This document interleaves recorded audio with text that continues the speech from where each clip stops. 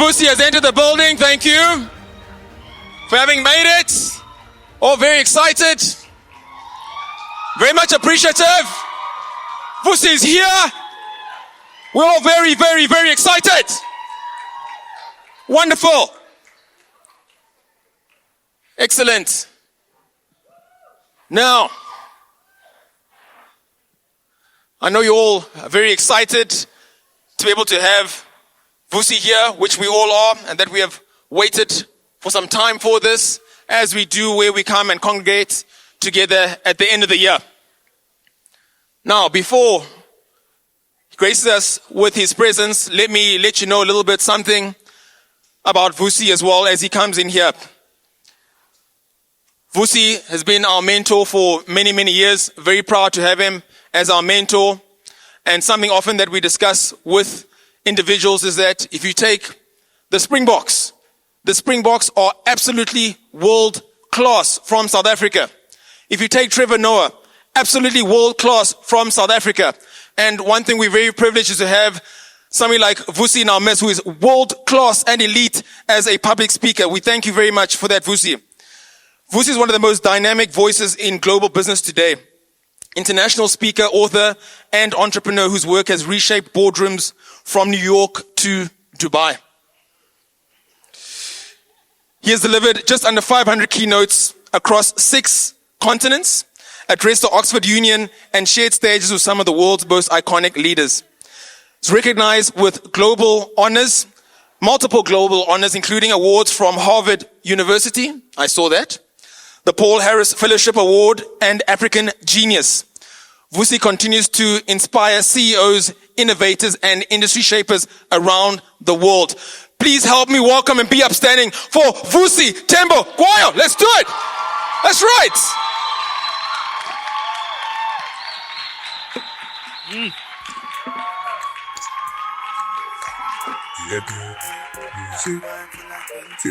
Get a must hustle that you're limit go down.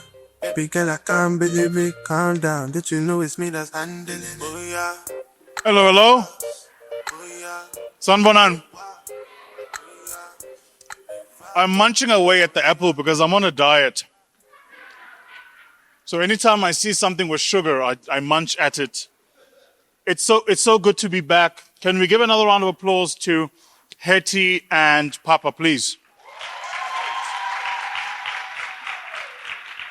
And then give a round of applause to yourselves for coming here. On a Friday, Nochal, on a Friday. Let me take you all in. It's so good to see many familiar faces. Can I get a sense, who in the room is here for the first time? Oh, I say. Welcome to the family, hey? Find them outside, welcome them, hug them, kiss them. Who's back for the second time? Excellent. And who are the lifers? Who's been here? Who's this the third time? Hey? Not making seats for other children. I also want to say thank you to the corporates who've partnered with Hetty and Papa to make this event happen. I always in my mind, you'll forever be, you'll forever be P&H. Always. And did you tell them the story? Did they know the story about P&H Boutique? Some of them. I'll tell the story in a moment. So I want to say thank you to the corporates. These events are difficult to put together.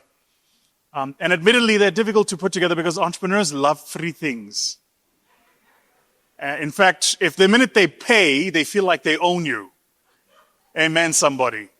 And so when we gather like this, it is often because the corporates who allow us the resources to make sure that we can meet, because some of us are international, therefore we are not cheap. And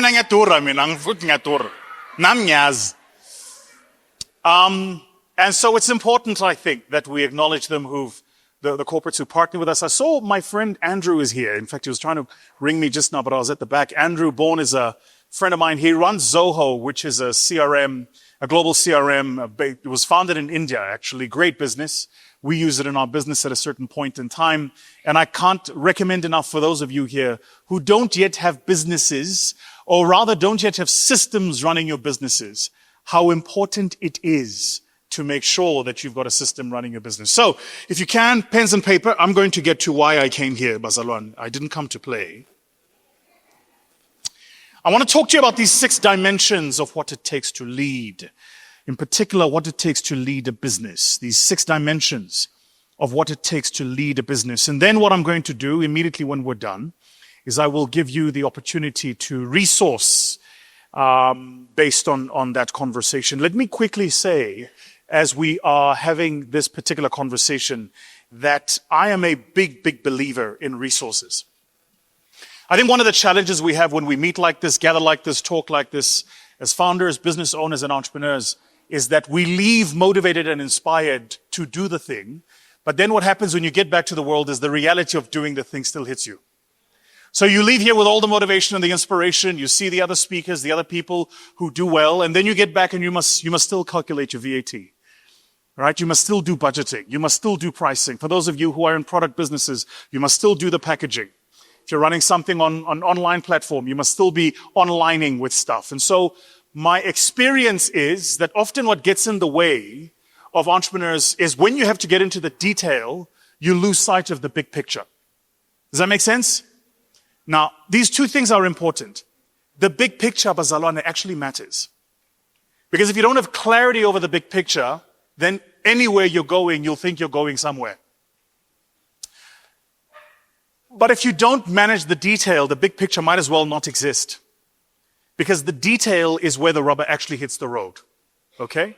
So what I'm going to do is I'm going to talk to these 6 dimensions of business. And I hope that as I speak to these 6 dimensions of business, they assist all of you in each of the journeys that you are on. I'm going to try and reset this as we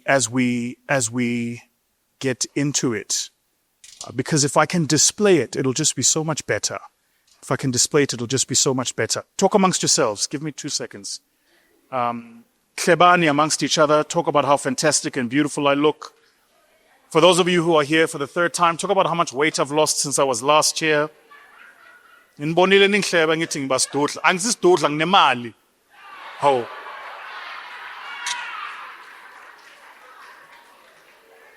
But isidudla abantu abahluphekile sinemali thina. You can't be rich and fat. Rich people are not fat. We are obese. There's a difference. How? Okay, well, I hope that plays along. So the first dimension, in terms of what it is I want to talk to you about, all of you here as leaders, and I don't want, the minute I project this, please don't scan it yet. I want to first talk to it, and then you can scan it. Is that fair? There are 6 dimensions of what it takes to be a successful entrepreneur. 6 of them. This is not my own ideas. It's not my own theory.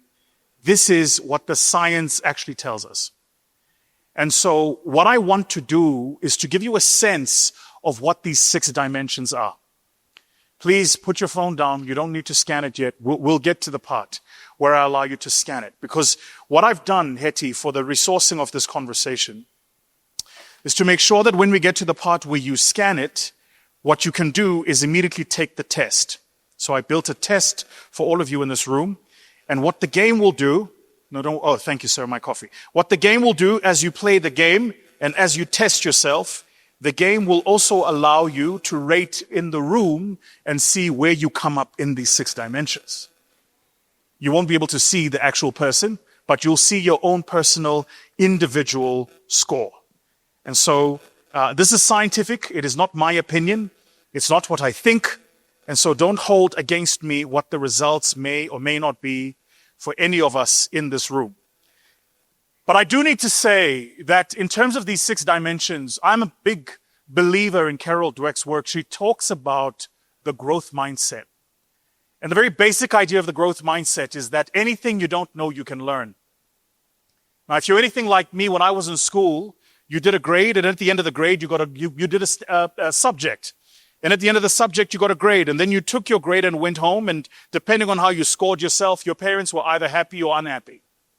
And so a lot of us kind of grow up in this idea where things are conclusive. You are either a A student or a B student or a C student.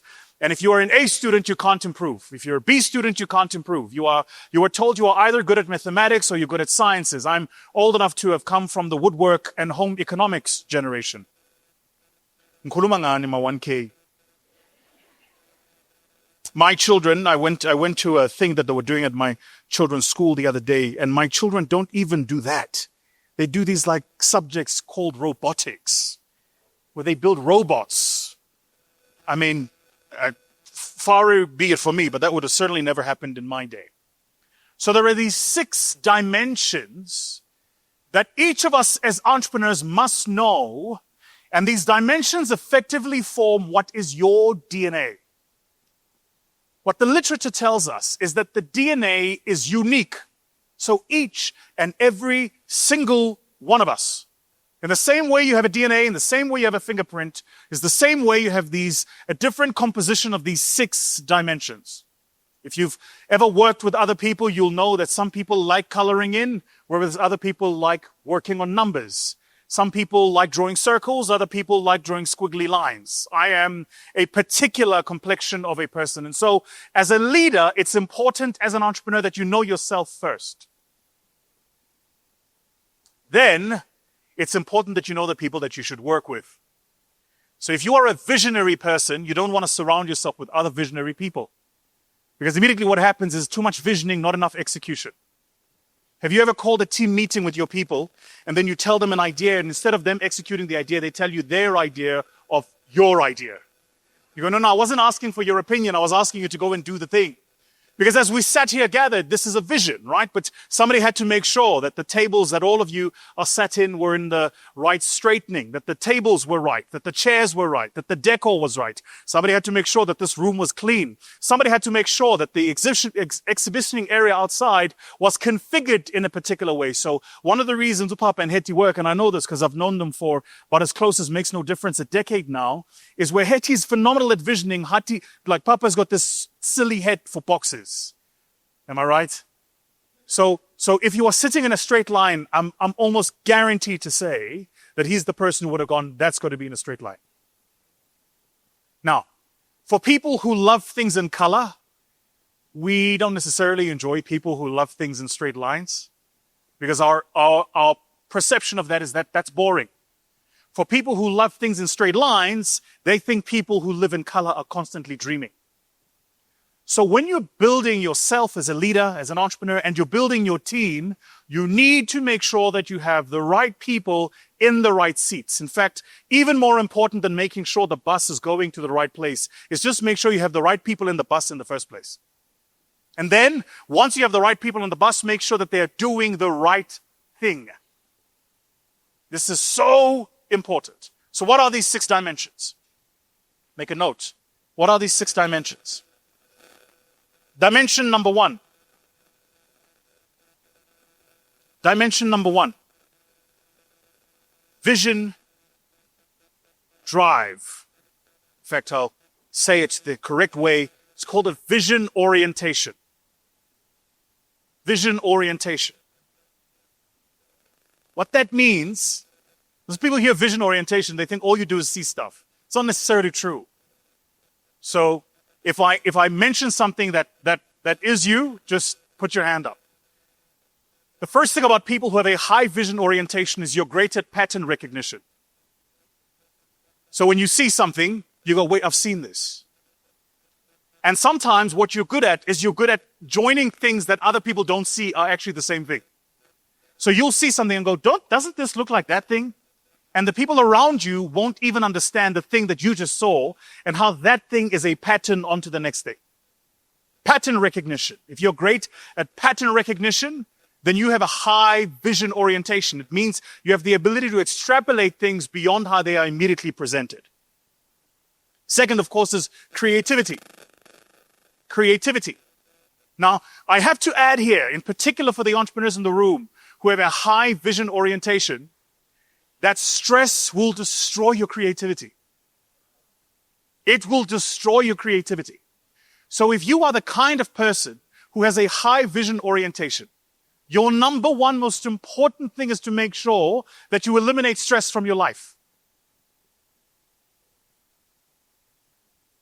You know, There's certain people I used to talk to I don't talk to anymore. It's not because I've disowned them. It isn't. It's just because I've learned healthy boundaries. And so my healthy boundaries are to ensure that I protect myself from unnecessary undue stress. Because unnecessary undue stress scuppers my ability to be creative. If I'm uncreative, I can't lead. I'm going to give you guys an even more personal example. I am completely off social media. And so I came yesterday on WhatsApp, and I saw people were posting pictures of a Woolworths bag. You are all laughing because you know why. I didn't know why. But the reason I'm off is because I am working on a certain number of things at the moment that need my creative ability to be at its highest. So I can't afford to spend time looking at what's trending, who's talking to who's arguing with who, and then getting into the comment section and fighting with people. I don't have the mental space for it. So your ability to remove stress isn't because you are selfish. It's because you need that mental space to be creative. So creativity. And lastly, when it comes to vision orientation, is opportunity spotting. Opportunity spotting. Now, recognize the things that I've just spoken at are things people think is all it takes to be an entrepreneur. I'm mentioning that these are some of the components in a sum total of 6 others that you actually require. Opportunity spotting. If you are this kind of person, then I'm willing to bet you spend more time seeing opportunities than you do executing on them. In fact, ordinarily what happens for these people is they're excited on the first week of seeing that opportunity. They are enthralled on the second week of seeing that opportunity. They're back to reality by the 3rd week. And by the time you get to the 4th week, they've seen another opportunity. Now, there's nothing wrong. This is important. Now, if you are this kind of person, what you want to surround yourself with is the next dimension. So the first dimension is vision orientation. The next dimension is execution drive. Execution drive. How do you know when a person has execution drive? First, they are relentlessly focused. They have the ability to work on one thing that seems mediocre, often benign, but they will work on it to a sense of perfection. Focus. Bazalwane, let me just say, the world doesn't have a problem of ideas. The world has a problem of people who can focus on executing ideas. Because the truth of it is that the magic in the idea you have, listen to this, the magic in the idea you have exists just after your point of boredom with that idea. That's so good. If I was on social media, I'd tweet it. We start with an idea today, you're excited. It's like being in a new relationship. It's this thing you want to do. But the minute you execute it, the reality of it becomes the reality of it. Then what happens is a boredom sets in. That boredom is because you are perfecting something. It's because you're doing the same thing over and over and over again.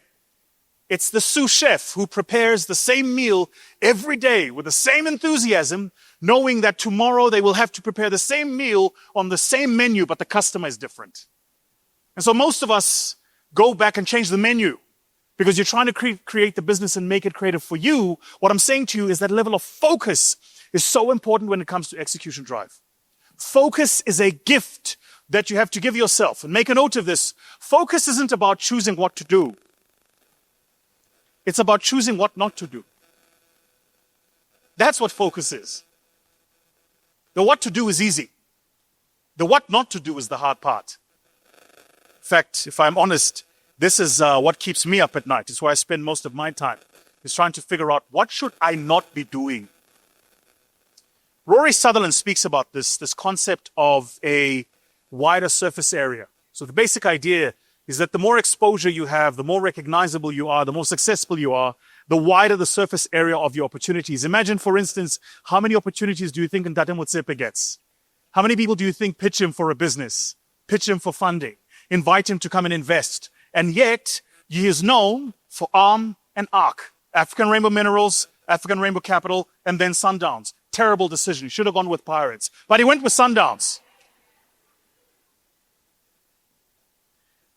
And so it is his ability to say no to the new thing that is a part of his ability to be effective. Focus. So execution drive, and the first subpoint in execution drive is focus. The second is discipline. I love Mike Tyson's quote when it comes to discipline. He says, discipline is doing what you hate to do, but doing it as if you love it. I call discipline the 13th hour. That's what I call discipline in my life. Most of us here, entrepreneurs especially, most people who work 10 hours a day. Entrepreneurs, we often work about 12 hours a day. Discipline is what you do in the 13th hour. Are you reading? Are you bettering yourself? Are you following the right podcasts? That execution, that focus, that task, that activity will demonstrate your discipline. Discipline. So let's get a sense in the room. Who here amongst us is built like this? Who are the execution drive people? The focus people, the discipline people. They typically tend to study law. Am I right? Am I right about it? My lawyer, Sunette, is here, so I know this to be true. Stand up, Sunette, let them see you. Go and meet her afterwards. The last thing about discipline is this. This is the part that most people don't talk about. So when we talk about discipline, we often talk about discipline as a habit. But discipline is also a decision. Because discipline is a relentless grit to turn ideas into reality. 2 words there. Relentless, which means like my pit bull, once you grab, you don't let go. Second, grit. It is the most underrated quality of high performance people is grit. The minute they start, they don't stop. And it doesn't matter what the world tells them will or will not happen. If they have fixed their mind upon something, they will do it. Grit. What's important here is this. Most people who have high grit often look like they don't listen. The word that we use where I come from is you are stubborn. Yeah? Stubborn is other people's inability to recognize that no is not an answer you are willing to accept. The beautiful English word for it is grit. And so there are some of us in this room who are at a moment where you are wondering, should you stop or should you keep going? Some of you, I'm sure, have friends, family, partners who have told you, it's enough now, you can stop. That is okay, they should do that. And the reason they should do that is because the things we do as entrepreneurs are completely illogical. If you are logical, you shouldn't be in this game.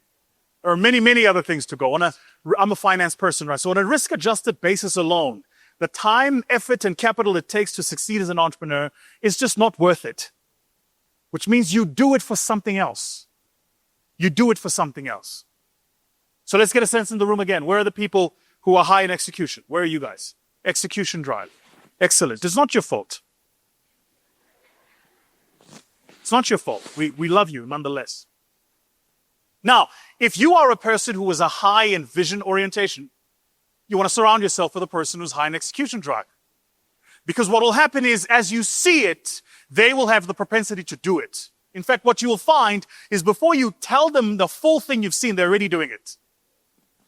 If you are 2 people who are both vision aligned, then when you're saying, let's turn left, they're going to spend the whole afternoon telling you why right is the way to go.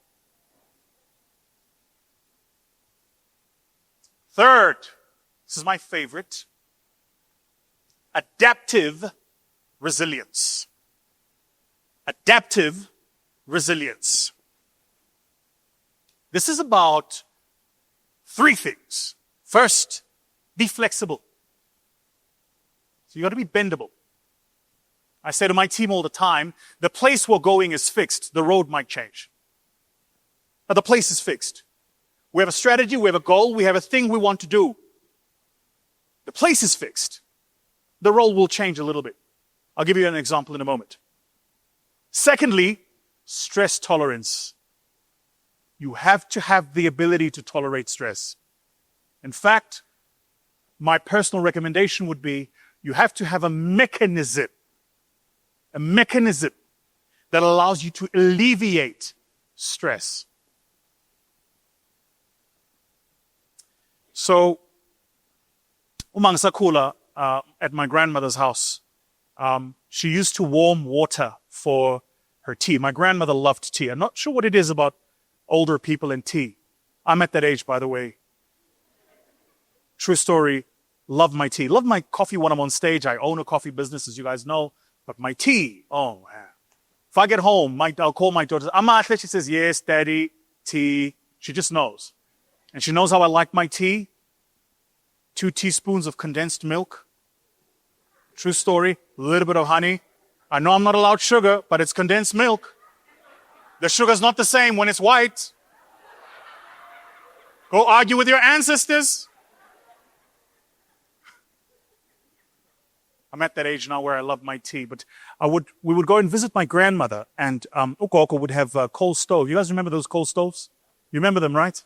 The younger people don't know what we're talking about, but she would have those coal stoves, and she would make her tea on the kettle that she would put on the coal stove. And if you recall it, because the kettle wasn't electric, it didn't have the ability to turn off once the water was boiling.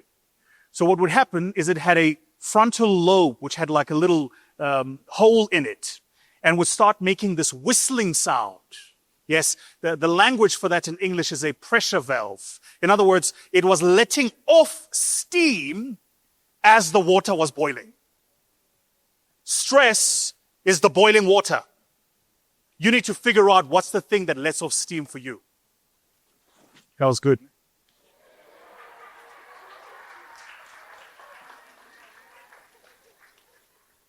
You got to figure what that is.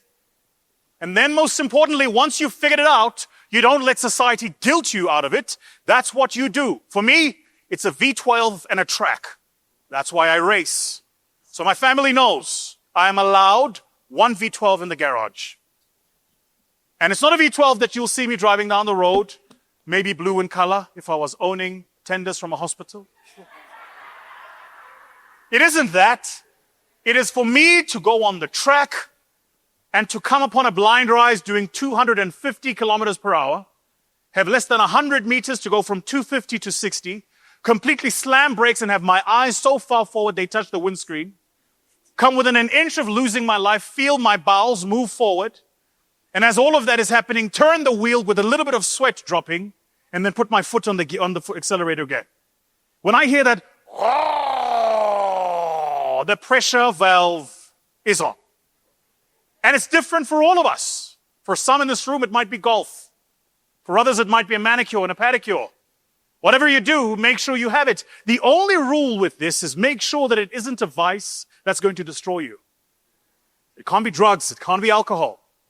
It can't be something that if you did it in excess, might take your life.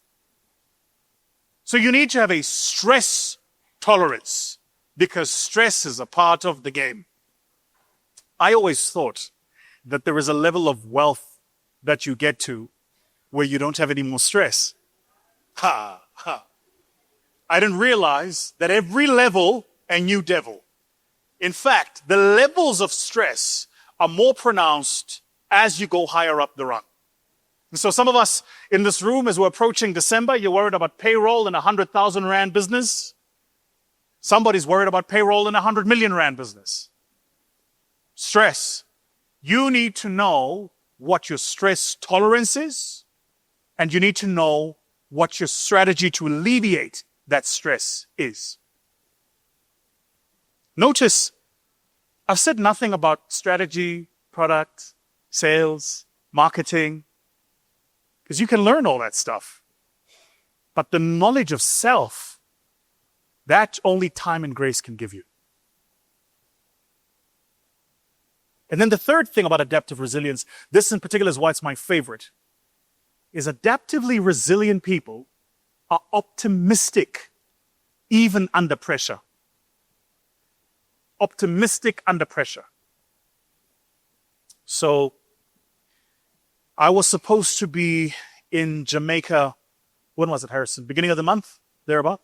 I was supposed to be in Jamaica circa beginning of the month. We've got a fairly substantial business in the Caribbean. That's why, for those of you who follow me on social media, you'll see me in Trinidad and Tobago. I was just in the Bahamas recently.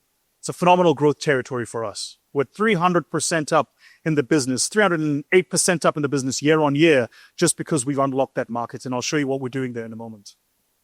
So I was supposed to be in Jamaica, doing some work, opening with our new partners, etc. And then, for those of you who follow the news, you would have seen that there was a hurricane. The hurricane is called Melissa. They always give them female names,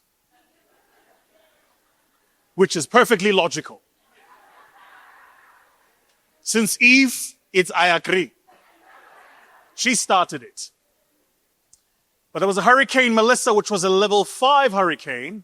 And for those of us who are unaware, that hurricane basically destroyed, as near as makes no difference, 30% of the island. A third of an entire nation, infrastructure gone. And it struck at the time I was supposed to be there. So my Q4 was done. In fact, I'd wrapped up my numbers for the rest of the year by July, August, because you have targets and budgets. We had hit our numbers. We were happy. My Q4 was done. And when that happened, it took away about 80% of what we were going to be running into for Q4. Stress. Still have the same fixed costs, still the same operating costs. And by the way, my team knows this. We can change many things. Target is not one of them. In fact, I have parted ways with people who think convincing me that target is aggressive is a smart idea.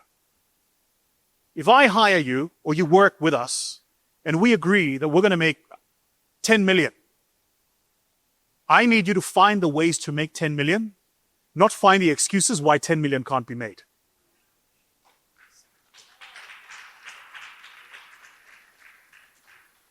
I said it last time I was here. I will say it again. You have the right, the responsibility to be unreasonable. Who told you that being reasonable is what's expected? Name for me a single thing that has stood the test of time and changed society that was built by a perfectly reasonable person. If Mandela was reasonable, we'd all still be living in apartheid. So when God has given you the vision, you have the right to be unreasonable. And when you surround yourself with people, it is their responsibility to find a reasonable path to the unreasonable thing, not the reason to tell you not to do it. So we look at the numbers, we had a look, we said, it's going to be hard now. And now, it's contractual, right? So could have pursued it legally. There's a force majeure clause in the contract. But then in my mind, I'm going, well, if we pursue it, we destroy a long-term relationship. So we're not going to do that. What we're going to do is we're going to find alternative ways to make up for that revenue. Stress, but being optimistic under stress. If you're anything like me, you wear your stress in your face. Who else here wears their stress in their face? For me, if I'm stressed, my eyes get like blood red. So part of what happens when you're leading people is knowing you well enough to know when you should not be in front of the people you're leading.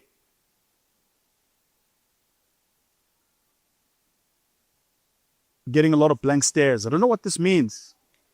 I don't know if this is talking to you or if I'm being too personal. That's what they said to me last year. They said, hey, Marana, personal.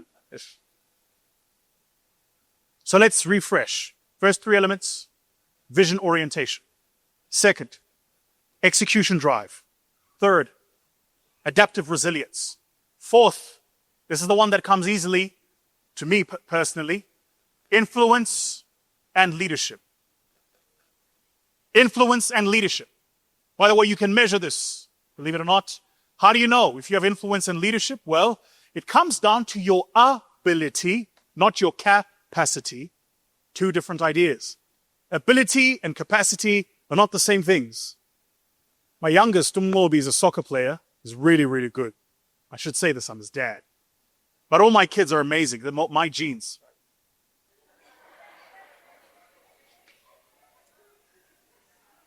No, it's talk must right.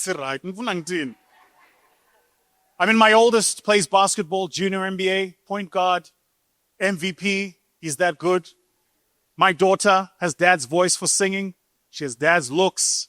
She's just unbelievable, incredible. My daughter's beautiful, beautiful. And then, of course, my son, my youngest, plays soccer. He is so fast. Let me tell you guys this. He's 8 years old. He's so fast. He plays in the under 10 team.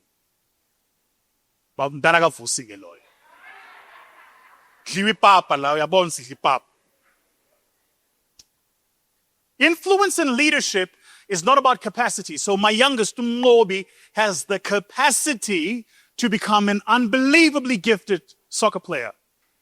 The distance between his capacity and his ability is time and practice. Influence and leadership is not about what you have the capacity to do. It's about what you have the ability to do. And so, for those of us in this room who want to be influential, who want to lead, you actually have to spend the time developing your leadership ability. It won't develop by itself. And so how do you develop it? Well, first, stand up to lead. Put your hand up to lead. In whatever circles you're moving in, move into the space of leadership. If you're employed, you want to make yourself available for projects that somebody needs to run. You want to put yourself in the position where you need to make decisions. That's how you develop your leadership ability. So leadership and influence is the ability to muster, beautiful English word for coalesce, pull together, bring towards your control. To muster, that's why we call people that control other people masters of things. It is your ability to muster, to coalesce, to pull into your control resources which are not yours and people that you don't control. That is the fundamental difference between leadership and management. In management, I control you, therefore I tell you. In leadership, I don't. And so one of the ways you can see if you have a high ability of leadership is if you can lead and influence people who are at your peer level. People who don't report to you. If you can get them to do what you want, that's influence, that's leadership. It's otherwise, and I apologize for using this as an example, but it's how I think of it of late. It's what I call the Donald Trump test. So what has Donald Trump tried to do since he's been in office? He's been trying to get his peers to do what he wants. Because leaders of other nations are leaders of other nations. They don't report to him. He's not their boss. So what he's been doing is he's been trying to find mechanisms to get leaders of other nations to do what he wants. Admittedly, he's doing it the wrong way. But the basic concept is it's a peer-to-peer leadership. That's what leadership is. Peer-to-peer influence. Second thing about leadership is the ability to communicate and to drive towards a collective action. A collective action. It means we must all agree where we are going and we must all work to get there. Let me just say, for those of us in this room who lead people, if you tolerate weak performers, the strong performers will stop performing. Because what happens when you tolerate weak performers is the strong performers understand that you are tolerant of poor performance. Then they ask themselves, well, why should I perform? Fifth, learning agility. Hey, Sekgowa. Learning agility. How do you know if you have a high level of intelligence towards your learning agility? First, feedback receptivity. How receptive are you to feedback? In particular, negative feedback. There is a difference between negative feedback and criticism. The difference, quite simply, is the heart of the person giving it to you. So before you take in the feedback, ask yourself, what is the heart of the person giving it to me? If your heart is not pure and your intention is not to grow me, that's not feedback. That's criticism. Have you ever met somebody who gives themselves the permission to give you feedback and you didn't give them the permission? And they think they can tell you, and then they say things like, Mina, I'm always real with people. The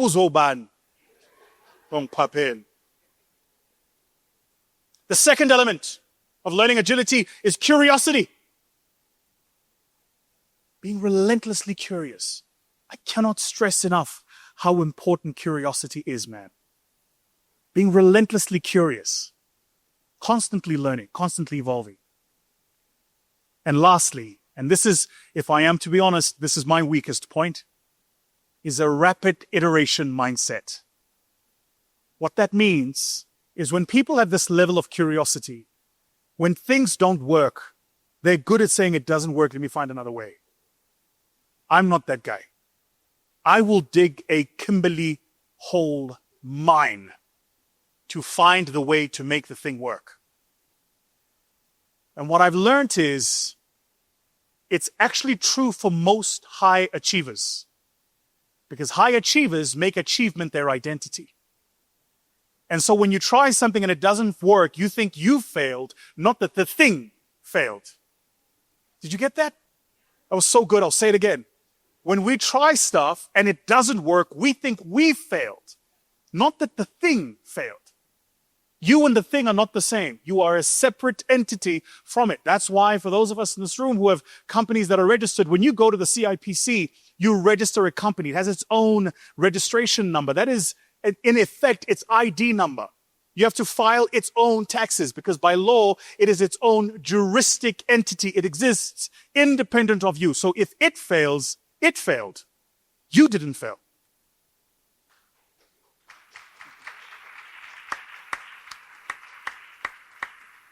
I've had to learn to gift myself the gift of rapidly iterating. The minute it doesn't work, close the chapter, move on. Full stop, new paragraph, turn the page, start afresh. It is incredibly hard to do, especially when you're a high achiever, because you think your achievements are your identity. And then the last point, the last in the DNA, and then we're going to take our test. We'll take a few minutes to take the test. Then I'll show you guys the gift I brought for you. Risk intelligence. Risk intelligence. Risk intelligence, listen to the language, is not propensity for risk. It's not my ability to take risks. That's not what risk intelligence is.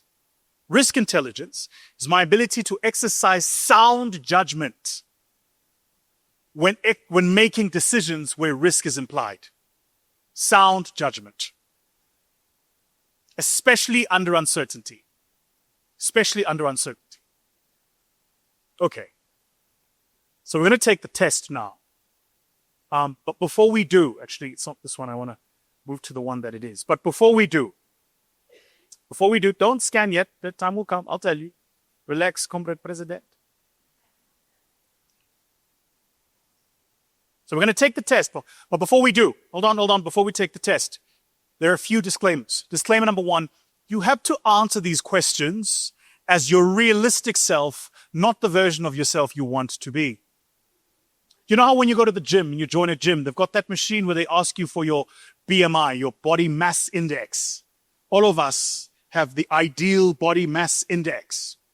All of us have the ideal weight, but the scale is going to tell you the truth. And so when you're answering these questions, I want you to answer the questions for who you are, not who you want to be.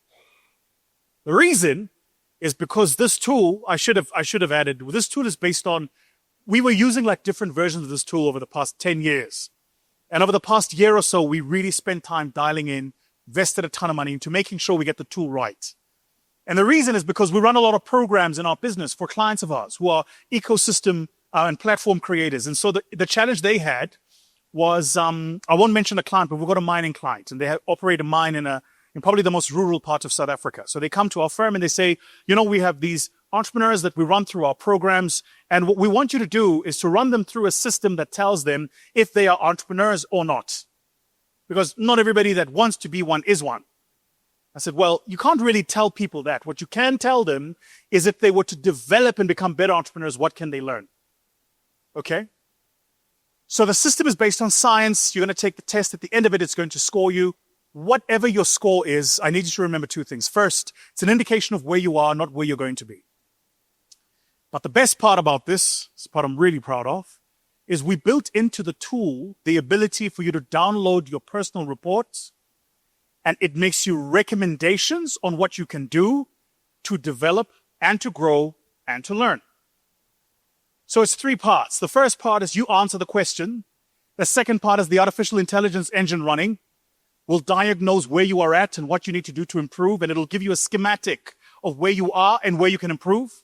And then the third is going to say, do these things to actually improve. So when you leave here, you can leave with a blueprint, a thing to do, something to play with. Is that good? Hetty, how do you feel about us taking 7 minutes, let them scan this, and then take the test? Is that okay? All right. Mr. DJ, can you help us with some music in the background? And please, ninga kopya ma answer, ne? Your answer, your body, your choice. All right, go for it. There's no good score, guys. There's your score. All right.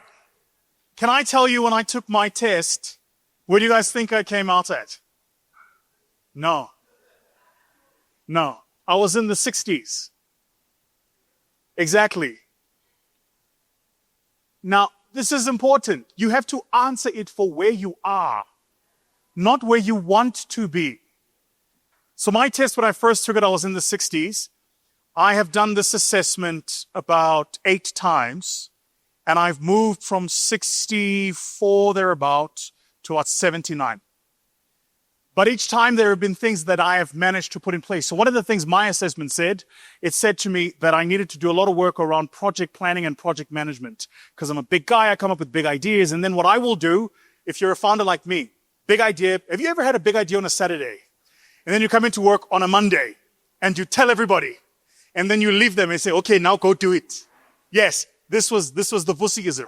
And so what mine told me was that I needed to go not only from big vision, but to planning it out. So when I tell the team, the conversation isn't we're going to Prakpan. It's we're going to Prakpan, we're all going to get on a microbus, we're going to fill up as we get onto the main highway, and then on the way there, we're going to take this off-ramp, and then just after the off-ramp, we're going to fill up again. So it told me what I needed to do. It also told me what tools I could use to do those things. So the point of the test is not to pass. There's no good or bad mark, right? Now, one last thing before I allow Papa up here, and then we can hopefully wrap. There is a part of it that's gamified, where it says, you scored 20% higher than most people. Yes. Don't let it break your heart. Okay. I scored so it's in quartiles. I scored in the second quartile from the bottom. So there's 25%. I scored in the 25% above that. And I've seen people who've never started a business who are scoring right at the top. Ninamang. Okay, so it'll score you based on the answers that you give.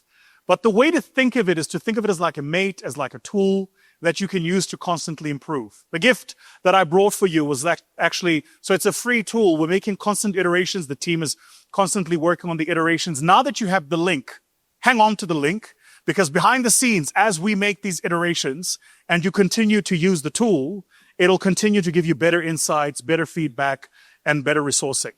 Okay? So, how did we do? Yes?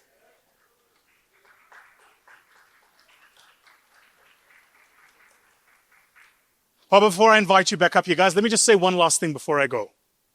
You have to think of business as a game. This thing is just a sport. Now, I know it's a sport that our livelihoods depend on, but I promise you, it's just a game. It's just a sport. I was watching a soccer match of the greatest soccer team in the world, Arsenal, the other day as we won 4-1. And you know what I realized? I realized that each time you watch a soccer match, the game it'll take 90 minutes, and if your team scores 4 goals, that's a lot of goals in 90 minutes. But when you go and watch the stats, and you go and have a look at the attempts at goal, sometimes they number in the hundreds. So what you need to win is just 1 goal. 1. Which means you've got to count yourself on the goals you score, not the attempts at goal. That for me was a personal revelation, because I count myself at attempts. We're going to try this, then it works. Try that, then it doesn't work. We're going to change strategy, then it works. We're going to change tactic, then it doesn't work. We're going to open this, then it works. And we do it, it doesn't work. And then what happens is you get into this like exhaustion of doing things that work or don't work until I realize we all here go to a soccer match, a basketball game to watch the strikers and the players take a chance. Because you miss 100% of the shots you don't take. So, as you learn, as you grow, as you develop, take a chance. Take a shot. And if it fails, it failed. You didn't fail. And you come back at it with the same level of enthusiasm, the same level of testing, the same level of vigor, the same level of want. And what I pray for everybody in this room is that your name becomes big enough that they gossip about you.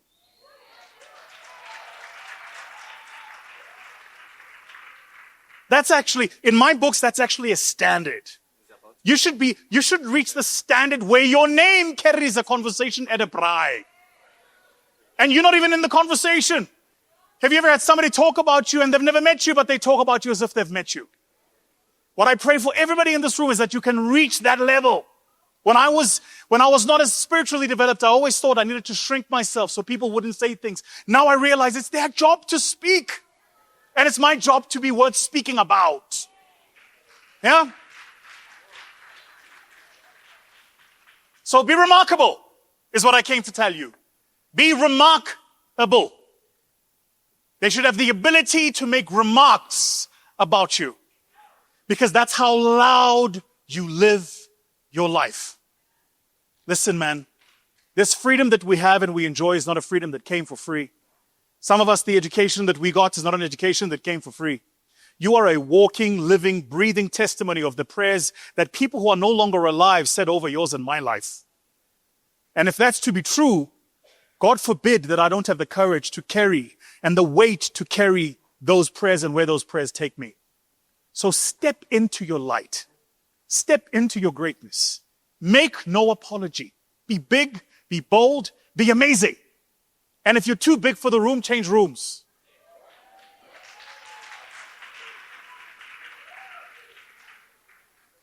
Lastly, as my mentor Ntate Bonang would say, it is of no consequence to rise if you don't lift others.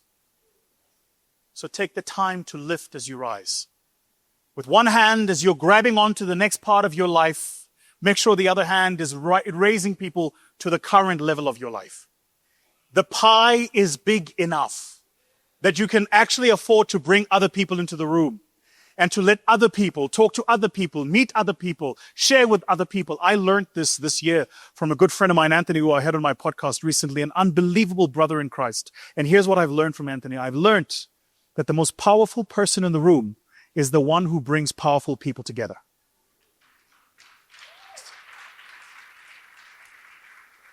And so if you ever have the ability to pull people into a room, to let like-minded people meet each other, when you can spot an opportunity on something somebody's working on and something somebody else needs, and you say, you know what, you should come to this event with me. You should come and meet so-and-so. Be that person. So, thank you so much for having had me here, for the opportunity to be here with all of you. I did make sure to wear a tie this time. And I look forward to seeing all of you on the sporting ground of business. Papa, back to you. I need them to be there, so we're there.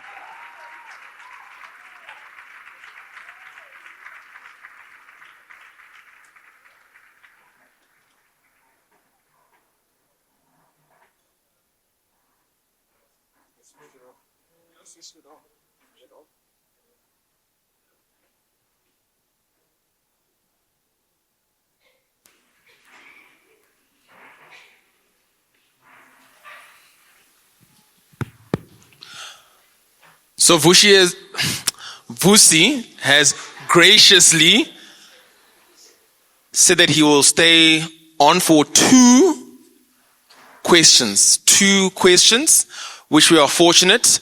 We have the first recipient for the question here, and if we can see who else would like to be fortunate enough to ask a question of Vusi, you may please raise your hand. I see there's a lady at the back standing as well.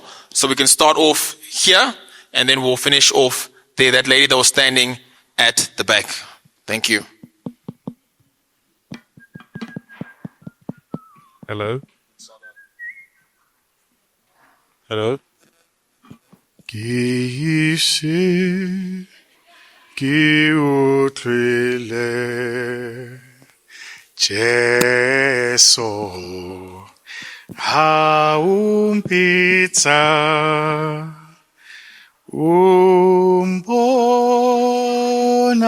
kilahlekile, ore wa kidumeti.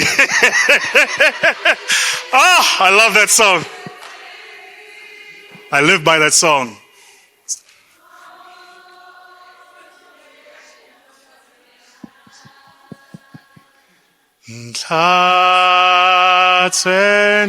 Ntlakudi sise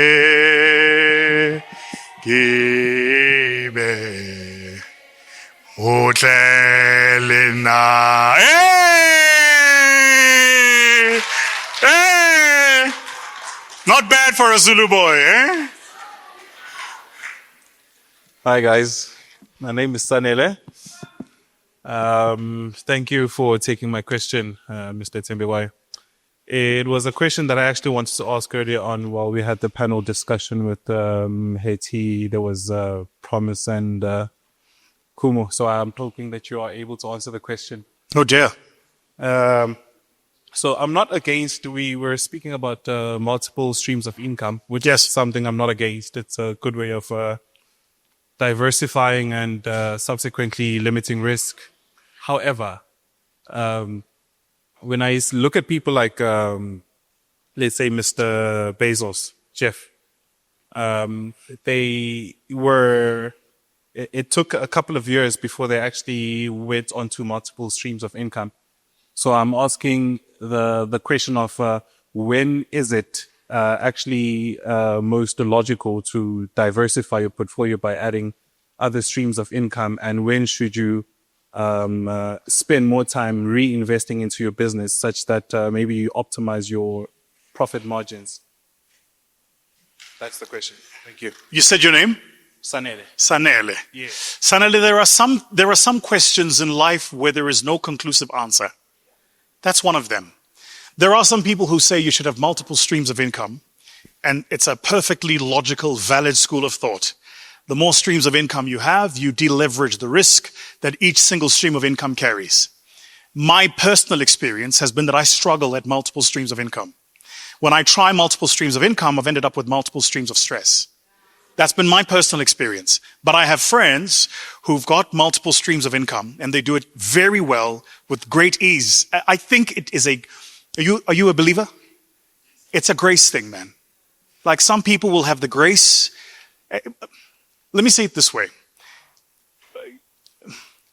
How do I explain this? There is a covering on your life. That covering is based on you walking the walk that was set forward for your life. Walk that walk. If it's multiple streams of income, then it'll be that for you. If it's a single stream of income, then it'll be that for you. But to try and find a universal truth about things that are not universal is a very difficult thing to do. Far be it for me to say. What I have learned is this, that even in a single stream of income, I can have several revenue lines. So say, for instance, you are a creator. My brother here, who is probably, by the way, I watched he doesn't even know this. I watched his podcast. He was doing a podcast, I can't recall with whom, but I watched the podcast where he spoke about his framework around how do you build and develop. See, I even know, I'm not making this shit up. Because that's another thing about me. I'm an eternal student of life. Like, I have zero ego. I will listen to somebody who is 15 years my junior. If there's something to say, I'll listen. And what he spoke about was, how do you take content and have different streams of income using social media content of influence? What he means is different revenue lines using the same thing. So find whatever the truth is for you. And once you know what that truth is, do that. Mina, I have tried, Buff. I have tried. It was not my portion. Nazama, I shares in a mine. Then I had shares in a construction company. No. No, God did not call me for that one. So now I have a business. That business transacts, it invests. We take equity ownership at the end of the year. There may be dividends checks that are declared, and we have a fund. We run the fund for a period of time. When we exit, we sell the assets back, or we find a secondary partner and we move on to the next thing. That is my grace. That is my portion. That is what God has called me to do. And for those who are, doing many things, uNkulunkulu akubusise. It's just not my portion. Thank you.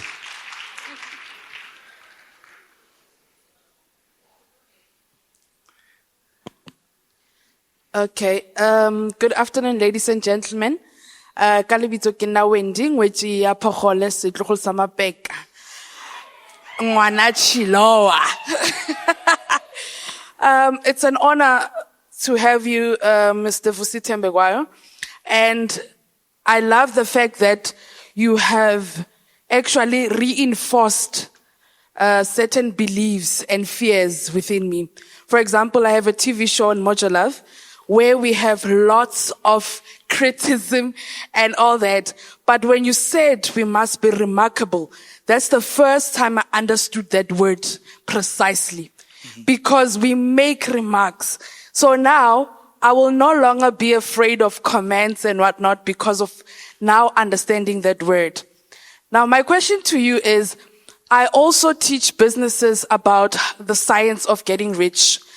I meditate. I am awakened. That's what I am. So I wanted to understand, what are your spiritual practice? Because I believe that business without a spiritual practice will not prosper.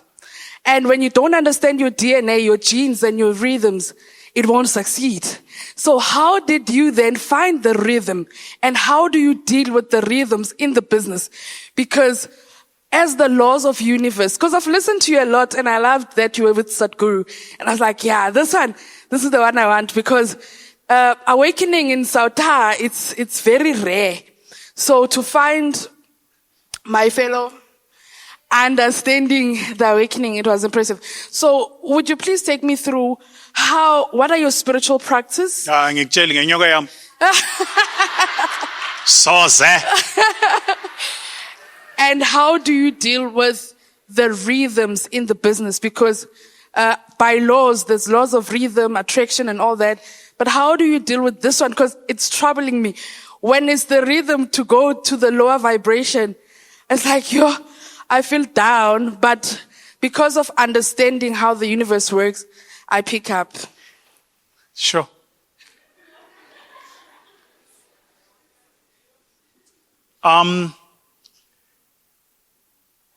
Yeah, there are some people in this room who've known me for long enough to know that I wasn't always, I'm a pragmatic guy. Like, I live in the world of, things that I can actually count and quantify. This is my life. It's my world. So there are some people in this room who've known me long enough to have known Vusi long before I tuned on to the spirit. What I realized, for me personally, this is what actually happened, was I realized that I was migrating into spaces and carrying a grace where there was a strong man in that room and I didn't know. And so I would march into a room, into a territory. And in that room and in that territory, there is a spirit there. And I come at it with my flesh and my talent. And then things don't translate. And because I live in the physical world, I go and translate it into them in my flesh and my talent. And I go, why didn't it work? And it had nothing to do with flesh. It had nothing to do with talent. There was a spirit in that place and in that room that made it such that even if I was successful, it wasn't going to work there. Okay, so,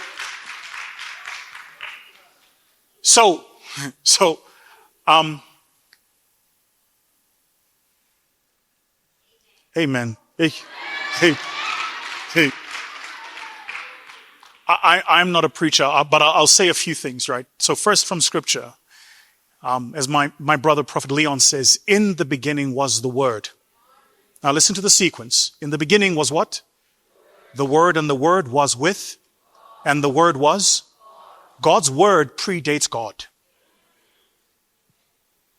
His Word existed before God existed. So the word God has spoken over your life, Jeremiah, I know the plans I have for you. That predates you, which means you don't even need the world to agree to the thing God has called you to do. Now, Once you understand this, it means that you don't walk into rooms asking for permission. You must be careful not to seize your authority to people who don't have control. So you cede your authority. You ask for permission. I'll tell you today how we do business. I don't ask for the deal. I demonstrate the value in it. And if you can't see the value in it, then we probably just shouldn't be doing it. We have a partner that's come to us. They first came to me when I was in the US speaking at the Good Soil Forum, myself, Bishop T.D. Jakes, and Ms. Oprah, because that's how I move, yabon? No, inama levels, Linda, inama levels. Bese ngintshela nje ukuthi asifani. Asifani, ngiyababona bayazama, asifani. You know, there was a time, because, you know, one of the things my sister, that you also need to be tuned on to is that if you do anything and you're good at something, there are sufficiently enough people looking at you doing that thing and doing it well to think the thing is easy. And so I have seen 100 people come and try with Vusi Thembekwayo. I've seen them come, I've seen them go. I think it was Jay-Z who said, I saw their rovers rolled up with ribbons. I saw them repoed, resold, and redriven. I've been around for that long.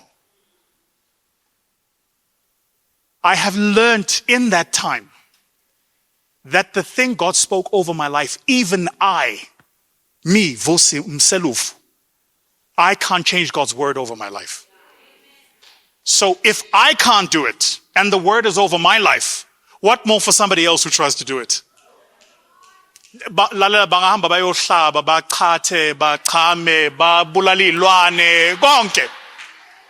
are fabulous today, you'll be fabulous tomorrow. That's not going to change. Now, it isn't to say, which is the third and final point I will make, that trials will not find you. In fact, my own personal experience is that to whom much is given. And so, what I've learned is this, and this is the mistake a lot of us believers make. We think that because we believe, we are therefore not subject to the trials of life. In fact, it is because you believe that the trials are going to locate you. Because the enemy can only steal and destroy. So what he will do is he will try and distract you long enough from the thing you are doing to focus now on this other thing that you must now be running around with. And because people talk and they lie and they gossip, I said to somebody the other day, just don't lie. No, I don't have a problem. Gossip, don't lie. Because what people do is they move beyond the gossip now. Now they're imagining things now that are not true now. I thought that was funny at the time. Don't lie. But as you move into that space, there is no way to get to the life your Creator has called you for without attracting attention. The God we serve is a God of light. Light by its nature attracts things. And so if you are going to walk in the path God has set for you, you must walk in the light, which means you must expect to attract things. And most importantly, you must expect to attract things, especially from those who are not in the kingdom of the light. Bambindlela, keep going, keep marching. Because, and then this will be my final note. At the end of the day, numbers don't lie. Just check the scoreboard. You can say whatever you want about Vusi Thembekwayo. But, you know, I was saying this to somebody who was telling me that somebody was criticizing me. I said, okay, first of all, why are you telling me? If a person is ever telling you that somebody was criticizing you, what they are not telling you is that we were criticizing you. Because ukleba never goes one way. Eh?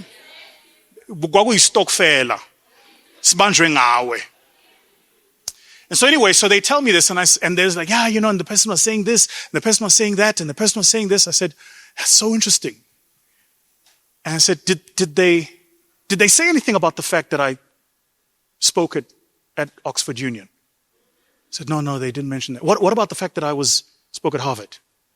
No. Did they say anything about the fact that I was at Cambridge? No. How?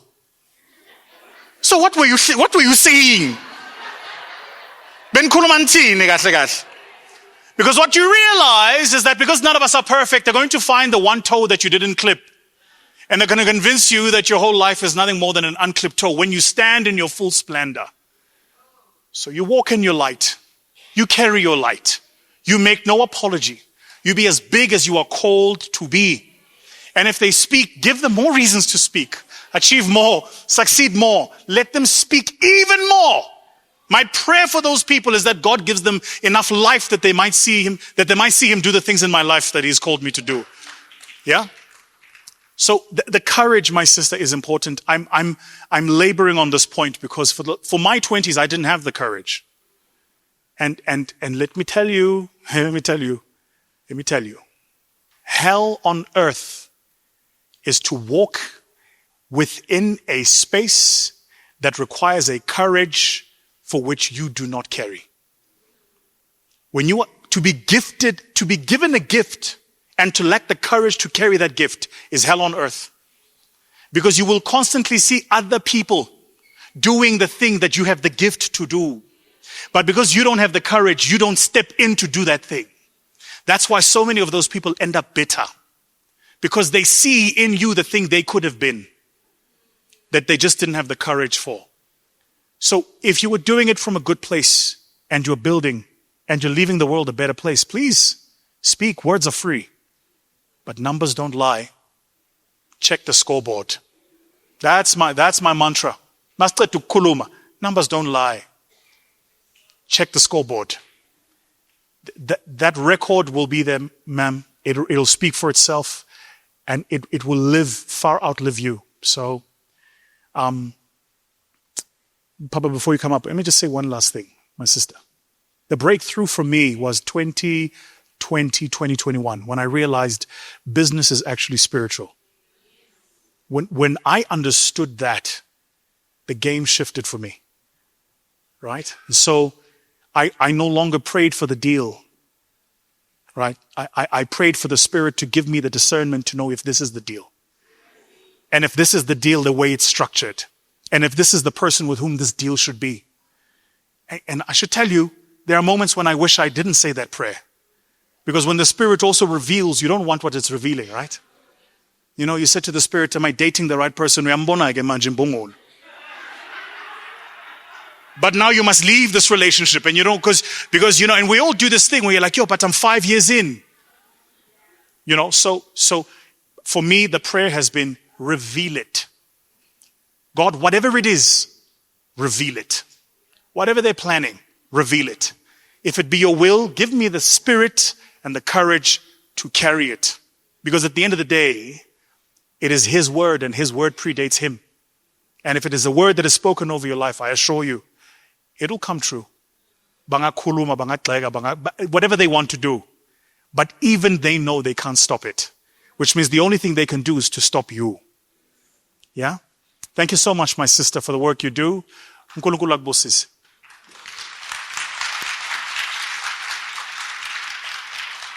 I'm going to hand back to Papa. Thank you so much, guys, for having me back here. It's been an honor. It's been a privilege. Siyabonga.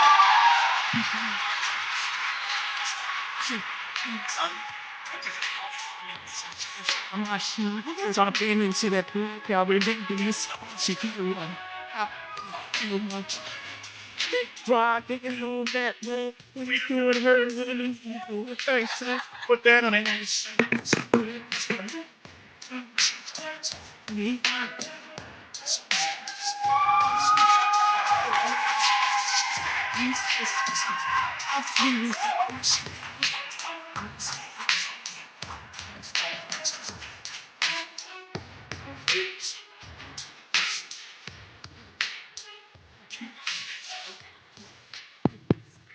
Thank you once again, Vusi, for making that time available and imparting all of that knowledge and belief into us. Guys, give Vusi another round of applause for that. That was absolutely amazing. We never take it for granted the time that you make available. We know there's many places in the world that you could be at, and you make the time available to be with us. We're going to take this short break just to allow for pictures to be taken over here with those in the VIP that have those labels over there. And then the rest of us, we're welcome to continue with the exhibitors and welcome to continue networking just before we close within 20 minutes. And we'll continue thereafter. Thank you very much.